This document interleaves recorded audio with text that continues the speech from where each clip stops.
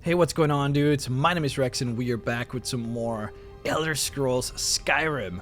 On the last episode, we started the Dagon questline in our adventure to complete all of the Daedric quests.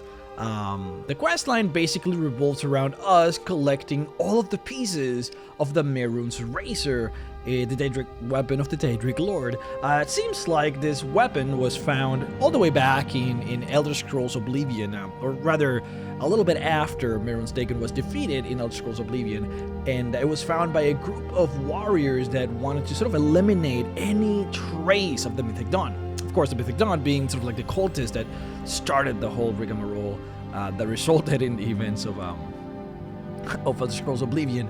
And yeah, I mean, this warriors that wanted to eliminate the Mythic Dawn, they found the weapon, and they basically split the weapon into multiple pieces, and each of the leaders sort of took each of the pieces and attempted to separate them so that they could never be made whole again. However, Celius, and I don't know how to pronounce that last name, Besuius, he's making a museum. And he wants to put the pieces together to make the Razor, and then put the Razor in his museum. We're sort of here trying to help him out. We're not really being the good guys in this particular adventure. We bribed one of the guys into giving us one of the pieces, and we then slaughtered an entire tribe of orcs just so that we could get the other piece. We actually are here. We slaughtered all the orcs here. I don't see any of the bodies, but oh, there's a body there. We did a number on this place. Now we're actually going to be slaughtering a group of Forsworn in order to get the last piece, which I believe would be the pummel that we're actually going to be getting now. But before we do that, and the reason why I'm still kind of stuck here talking to you guys is because we're going to be solving, before we start, we're going to be solving one of the problems that we have currently, which is the fact that, as you can see, we have no companion. Last time we tried a companion, I actually allowed you guys to vote on which companion we wanted to use, and the list wasn't all inclusive. There's a lot of companions that I didn't have in there because I want to be kind of cycling through some of the contestants. But on this first list that I added, you guys voted for Cicero. Now, Cicero we had a lot of issues with. He's just a very vocal companion. He talks a lot. He's always kind of interrupting.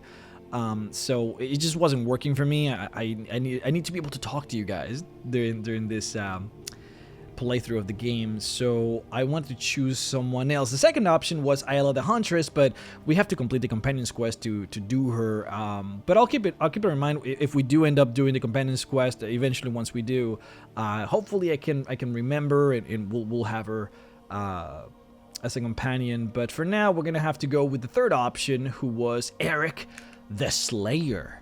Now, we're gonna be on our way to just get this guy. Okay, we're not gonna get him. We're gonna try and start to get him, because it's gonna be kind of like a process, basically. It's a quest line that we have to complete, and then we have to wait some time before he becomes available.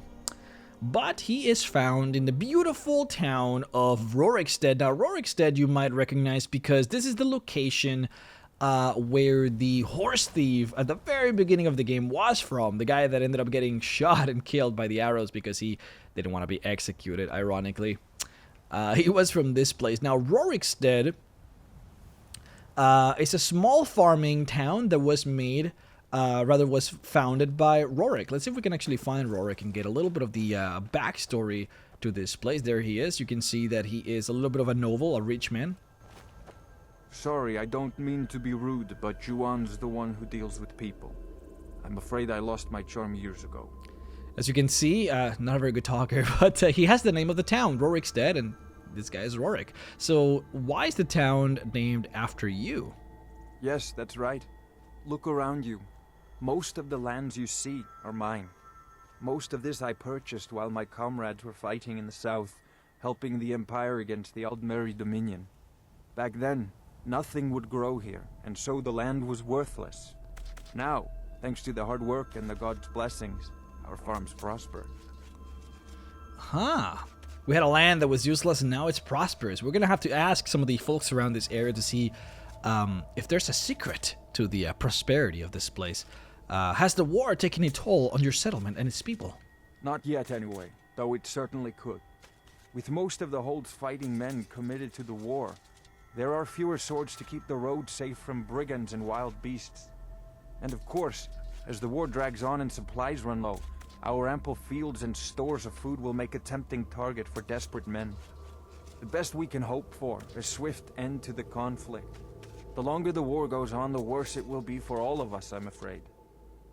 Now, of course, Rorikstead is one of the first locations that gets attacked by dragons during the game, so kind of speaking true here, and there's a dragon mound very, very close, so this guy's probably, you know, constantly in trouble.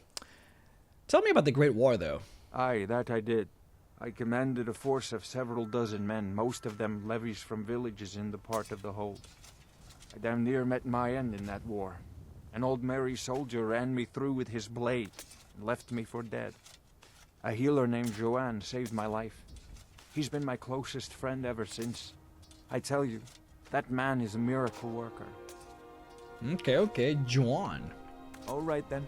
Yeah, let's go ahead and talk to this guy just so that we can hear the full story of this war, and also because it'll take us basically where we want to be for the quest to get Erik the Slayer, which is the whole reason we're here in the first place. There it is. If you're thinking of setting up to farm, you picked the right place. How did a Breton like yourself come to dwell in Rorikstead? Have you met Rorik? Mm-hmm. He owns these lands, and it's from him that our village gets its name. We've been friends for many years now. Rorik fought for the Empire in the Great War. He was gravely wounded, and so was brought before me. I was a healer then, you see.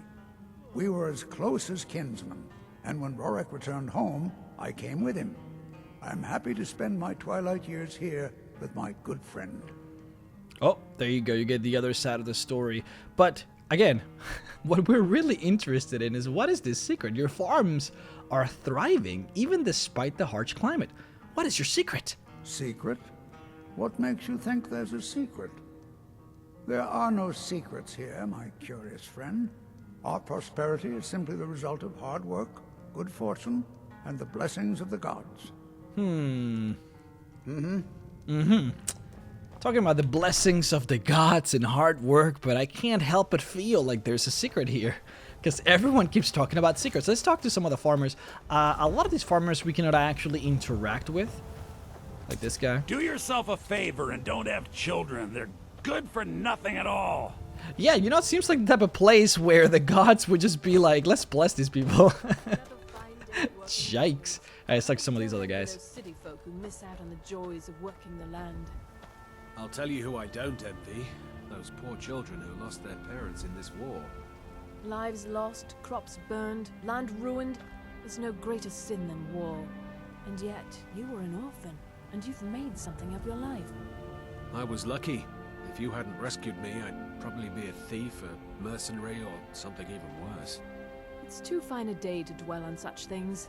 Let's get back to work, and forget about wars and orphans for a while. Maybe there is a heart in this place after all. Did you see those guards? Get out of line and you'll have them to deal with. Your farm is doing so well. You must be so proud. Do I detect a bit of jealousy in your tone? I would hardly blame you. What calling could be more noble than this? I see in your eyes that you think I jest. I assure you I don't. I am proud, and rightfully so, of the work we do here. Working the soil with your hands, seeing your seeds take root and grow, tending a herd. There is a joy in honest labor you won't find elsewhere. Where do you sell the crops? In Whiterun, mostly. Ennis handles the business arrangements, but I know that he has a few purchasers who give us a fair price. Ennis prides himself on his shrewd business schemes. For my part, I'm far happier working with cattle and crops than with people. Okay, well, the farmers and the people around Rorikstead don't seem to believe that there is a secret. That it's all just nice, hard work. And that it is because of the sweat of their brow and the toil of their bodies, I guess, that they're succeeding where others might not be. And it truly could be that. I don't know if there's a secret. I'm not trying to lead you into some crazy revelation like I typically do. Not in this case, at least. If there is a secret, We'll have to see and find out if there is. I would have to maybe do some research, do some of my conspiracy theory videos on this. But I mean, so far things seem to be pretty nice, actually. Now let's actually do the quest. Talk to Erik and see how we can get him to work for us. You look like you've seen your share of adventure. I envy you that. In fact, maybe you can help me with something. Maybe you can help me about the crops. It's true. For as long as I can remember, our crops have always done well. I'm not sure whether it's the soil, climate, or the favor of the divines, but we've never had a poor harvest. Very suspicious. Have you actually lived here your whole life? Born and raised right here in Rorikstead.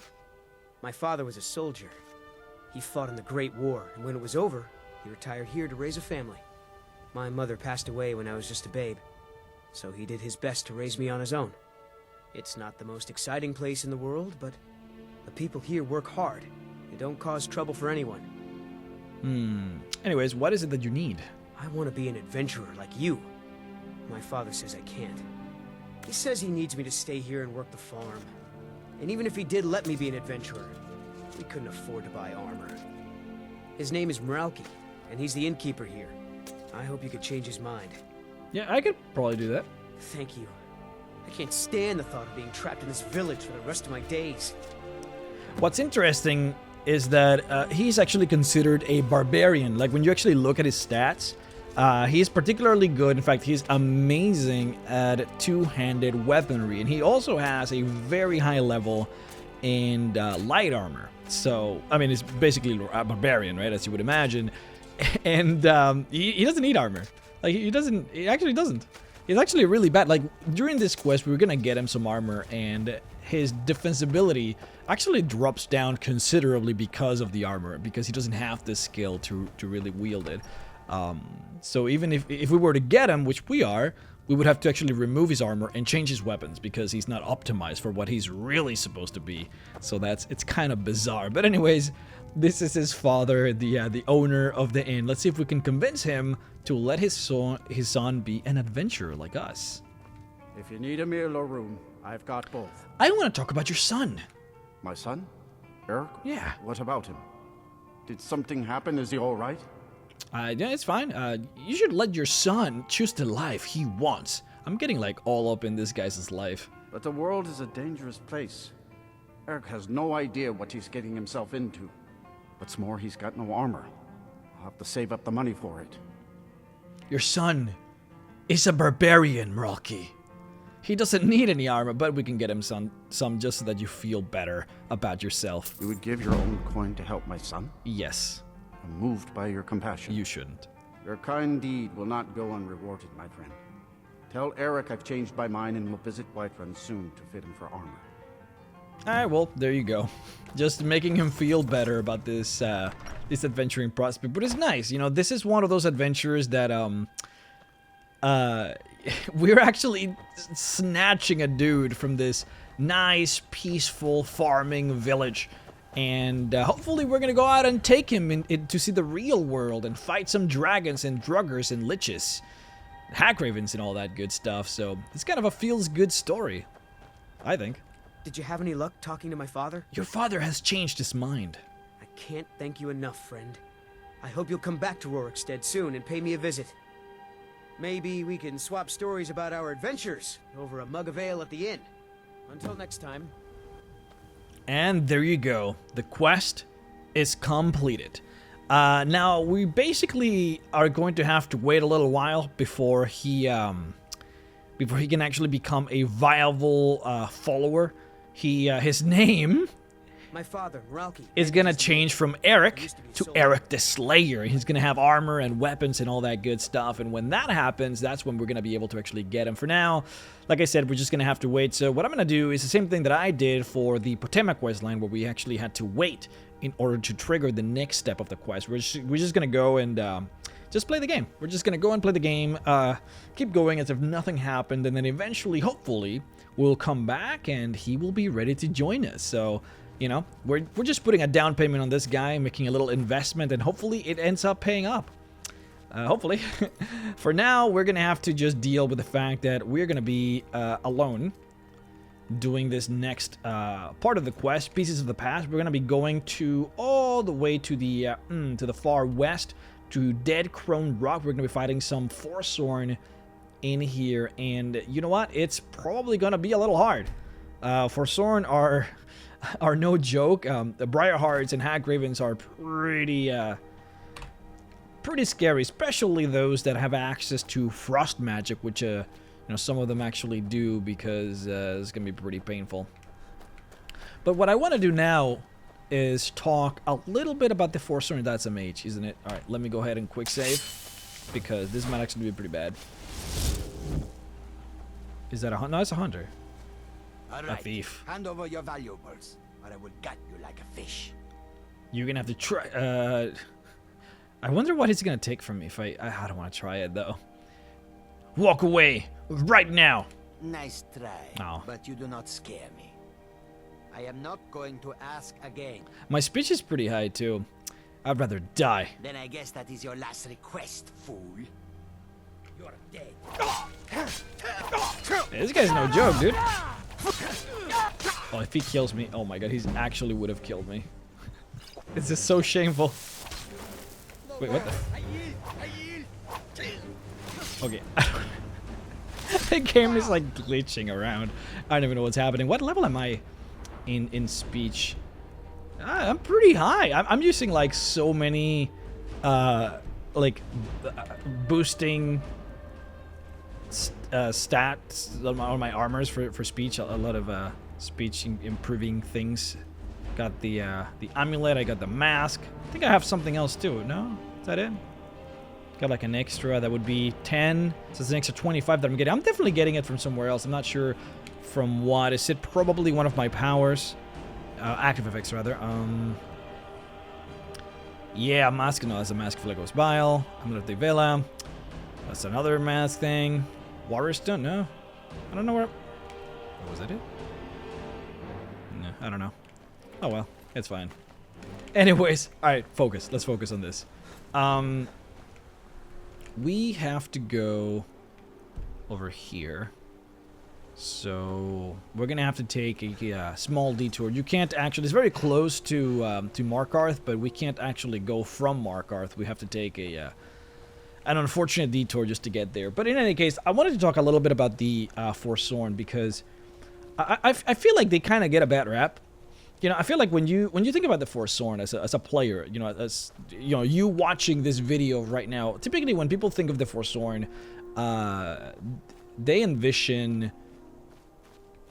I mean, they envision what they get. I mean, it's really difficult for me to argue against it. You get this group of people that basically just attack you whenever you see them, whenever you find them out here in the wilds. You get this group of people that want nothing but to see you die. I'm going the wrong way. You get this group of people that venerate what they call the old gods, which we do not even know who they actually are. You get these people that wear masks and make sacrifices and have these like creepy, occult kind of religious servitude, and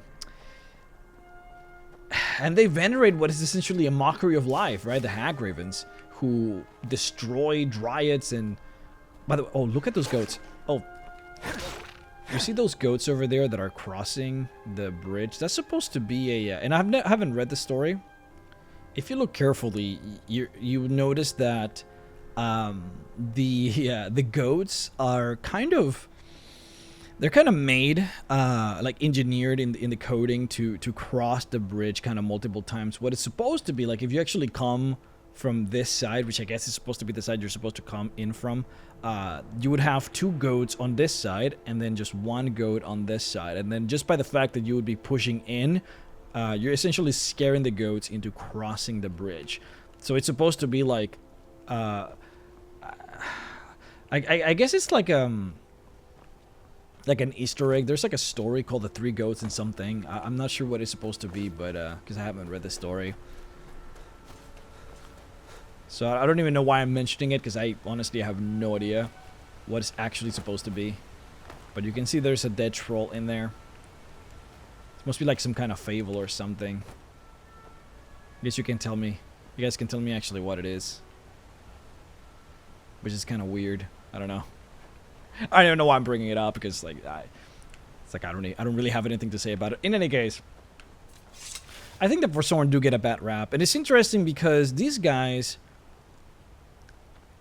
I feel like they have kind of gotten a little bit screwed up. So, the Forsworn, like that specific name, is really just a collection of rich men that have decided to fight against what they deem to be the oppression of the Nords, and in some also ways the oppression of the Bretons. So, what exactly is a reach man? A reach man is sort of like the combination between a Breton and a Nord. You know, just very strictly in terms of race. That's basically what it is, right? A collection. If you have a Breton and then you have a Nord and they have a baby, you know, typically what you would have is essentially like, yeah, a reach man. Of course, Skyrim is over here, and then High Rock would be over here, and then you basically have the Reach, which is like the middle ground between the two. So of course you would get like an intermingling of both races. But what truly distinguishes a Reach man from everyone else is the combination of cultures that happen when you do end up in fact meeting a Breton and a Nord and putting them together. Because the Bretons tend to be very magically savvy, because a Breton is a half-elf. It's a combination of a need, which is like a human, and an elf. So it kind of forms what you would know as a half-elf, which is a very magical human, essentially. So they favor magic, they're very good with magic, and they have a lot of, you know, they have a rich magical history. And then you have the Nords, which basically hate magic. Like, they're the complete opposite. They're very traditionalist, they're very conservative, they're kind of old school in the ways that they like to live their lives, and they're very simple folk, right? So when you combine both, you end up with this kind of traditionalist, but like magically traditionalist people. They venerate this very old kind of gods, and they're very conservative in their beliefs, right? They don't want to necessarily like eliminate their old beliefs. They just kind of want to stick to what they know, what they're comfortable with. And that's basically what you get when you have a Reach man. And when you see them, typically you would, because the game doesn't really show you much of a difference in terms of the race, like how they're supposed to look like. What we see in the game here is basically just a Breton that has tattoos on their face. Like, that's how the game kind of represents it. But they're supposed to be different. They are supposed to look different. And they're actually supposed to be fairly segregated. Like, the people that live in Markarth, that live in the Reach, they're not big fans of them. Mostly because they're different. They have a very special and different, a very unique culture. As you can imagine, I mean, we're going to be fighting some Forsworn. You can see how they live. You can see how they behave. They are very unique, very different. So for the most part, they have been very severely segregated. They get kind of pushed around a lot in the cities. And they do, in fact, live a lot in the cities. That's the part about the rich men that we don't really get to see much. But they actually do live in the cities. They behave like normal people. You know, you have a large sect of the rich men that are fairly civilized. Like, if you go to Markarth, you know, you might remember doing the entire quest line of the rebellion. You will see that you're actually dealing with a fair amount of rich men that just live in the city, and they're just happy living in the city, and they've, for the most part, always been happy living in the cities.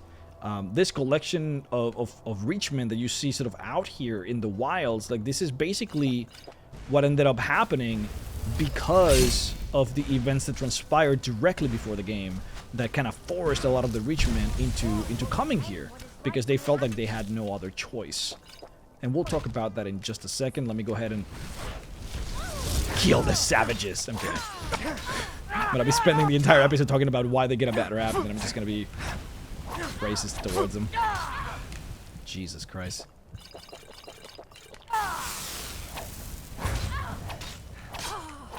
Get out of here. It's gonna be a little bit difficult to kind of get a little break here because the gonna be shooting at me from far away. But basically, this collection of rich men that you're seeing here, this like, I mean, for all intents and purposes, they kind of look like savages. They're like wearing animal heads as like helmets. They are using bone weapons.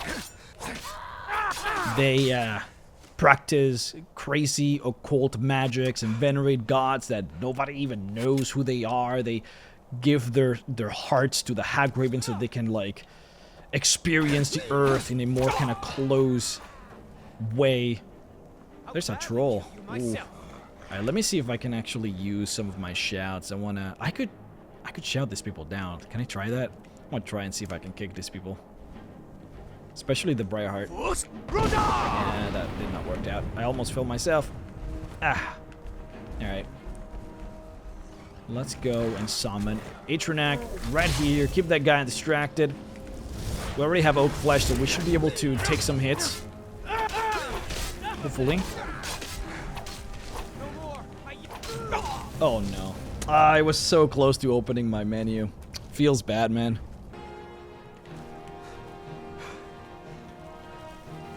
And hopefully the last one. Just a happy, enormous spider stuck in this shack. And this guy's a little bit tricky because it deals a lot of damage, and I don't think I have really any particular range ability, which makes this extraordinarily awkward for me. I want him to shoot, like, there we go. It's so weird. Let's see if I can just do some combos here.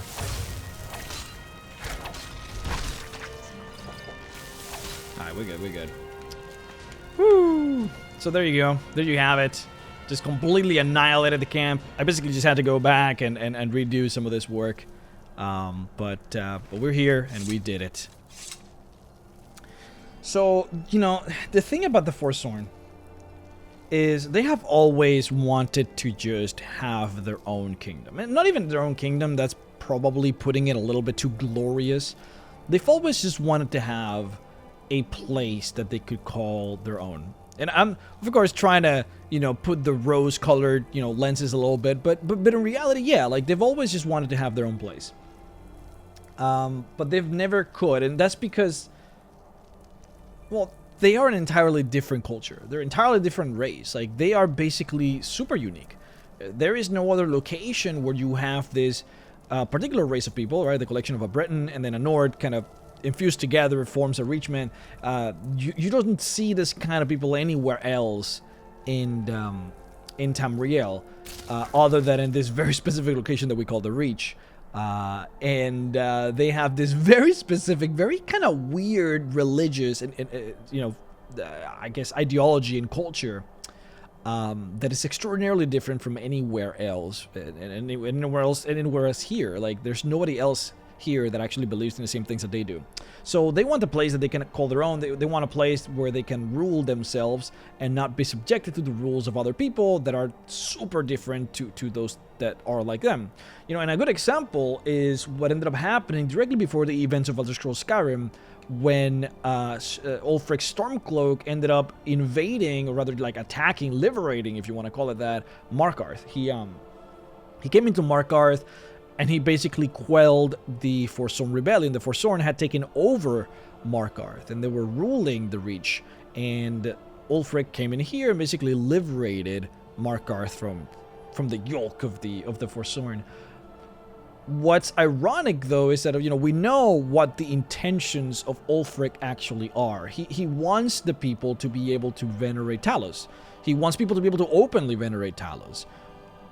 But the ironic part is that when Ulfric liberated Markarth, he made it illegal for the Reachmen to venerate their old gods.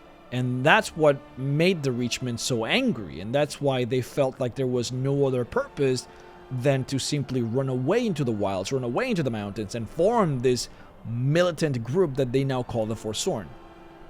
And it's ironic, right? Because all that Ulfric wants is just to be able to openly devote himself to whatever god he wishes, yet he completely cripples the ability for the Reachmen to venerate their own gods, even though they were not doing anyone harm. So we actually know that during this small period of time when the Reachmen actually had control of the Reach, directly before the events of Elder Scrolls Skyrim, everything was fine.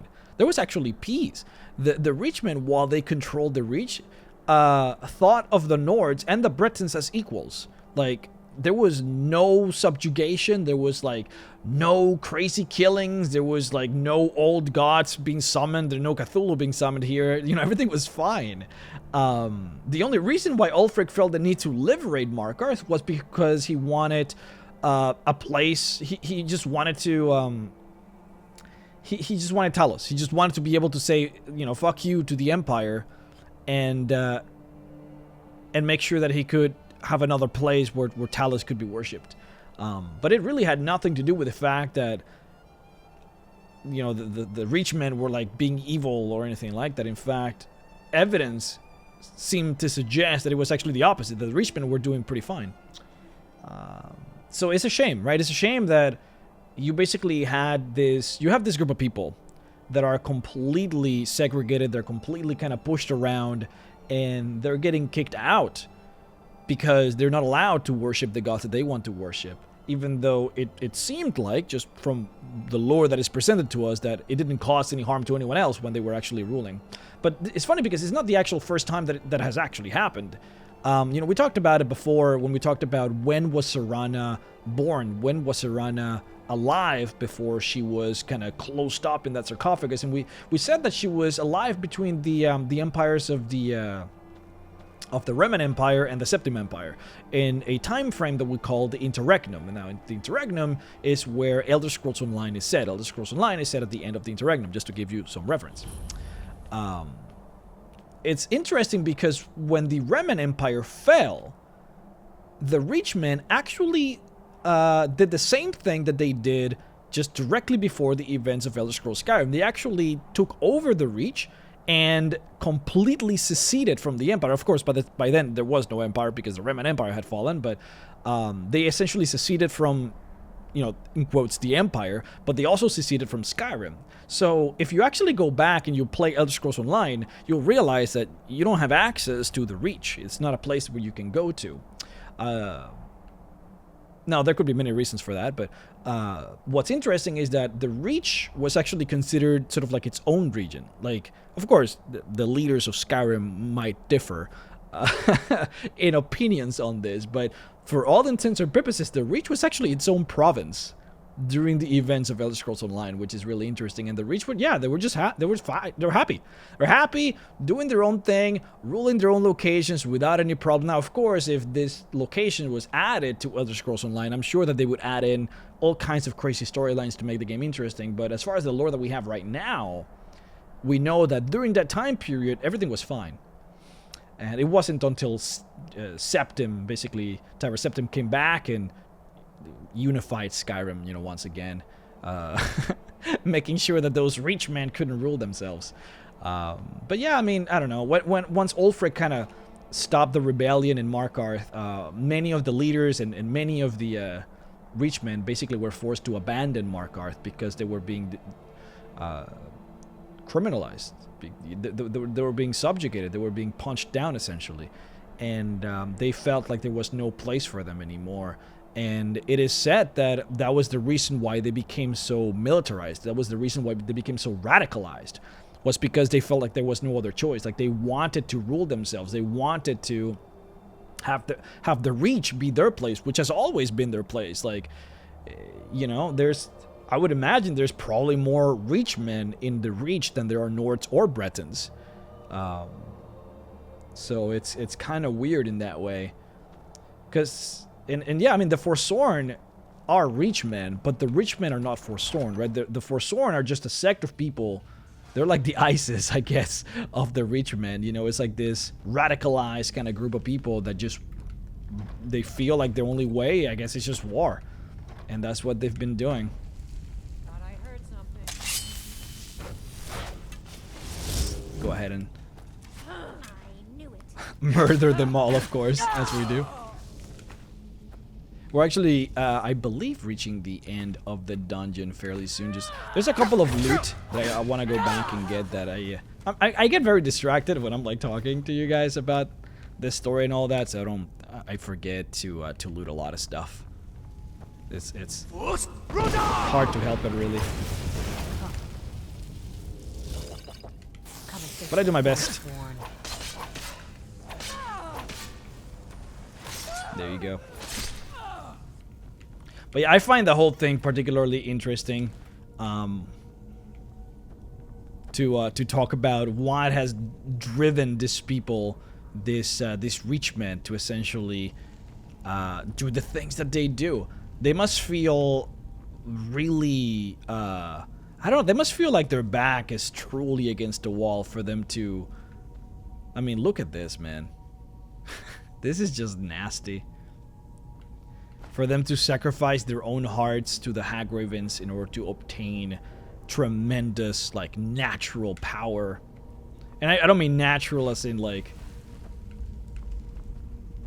I guess natural. I mean it more like the earth, getting some earth magic.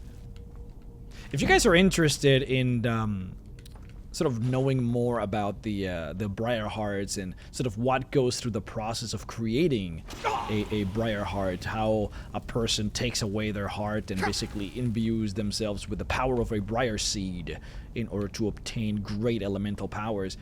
If you're interested in that, you should go and watch the video. I'm gonna link it at the end of this video. I did a video about that, specifically how the Briar Hearts are actually made. It's pretty crazy. So if you're interested in that, I would suggest going in there and watching the video. It's pretty cool. But here we go. We're basically at the very end. We're going to be fighting the Hagraven, one of the last members of an organization that wanted to destroy the Mythic Dawn, and is the last holder of one of the pieces that we need in order to create, once again, oh my god, the power. Yeah, Hagravens are powerful, dude. That's like my weakness. I need to, wait, you know what I need to do? I need to go into, I think it's alteration. Might be alteration, or was it, I think it might be alteration. I need to put a lot of levels into this magic resistance. Now that I'm being leveling a lot of alteration, what level I have? 24. I need to keep going.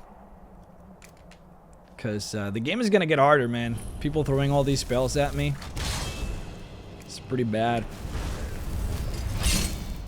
Now, this part is particularly tricky because we're going to have a lot of... You might see... Right, I have the game paused, but you can see... paused. You can see there's a couple of turrets.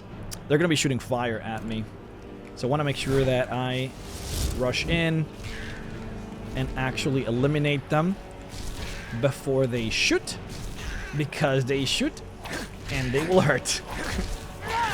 Probably more so than her. Now that she's distracted, she's not going to be a problem, but those turrets will screw you up. Pommel Stone of Mehrunes Razor. We got it. Ladies and gentlemen, we got it. Now let's go ahead and loot the chest, and we'll be done with this episode. There you have it. I hope you guys enjoyed the episode. Had to cut a few things here and there. I rambled a little bit too much once, and then I ended up dying. But I don't know. I just I find the Forsworn, the Reachman specifically, a little bit interesting. I almost feel a little bit of sympathy that they have just they have no place. I almost feel like if they just had like a region, like a small region in the Reach, like if you were to just give them like a small, I don't know, man, just like a swath of land here, just like, yeah, just go there, build your cities, we'll trade with you, you know, be happy or whatever. Like, we wouldn't have these issues. But they probably wouldn't be content with that, huh? They probably would want to take all of the Reach. I don't know. It's kind of sad, to be honest, but, you know. Hope you guys enjoyed the video. Make sure to like, favorite, comment, do all the good things. Follow me on Twitter if you haven't already, and make sure to support me on Patreon if you haven't already. Every single dollar, just $1, man. That's it, you know. Just anything that you can do to support, I greatly appreciate it. $1 a month is $12 a year. You know, it's not too much, but it would mean the world to me. I would appreciate it. Thank you so much if you do.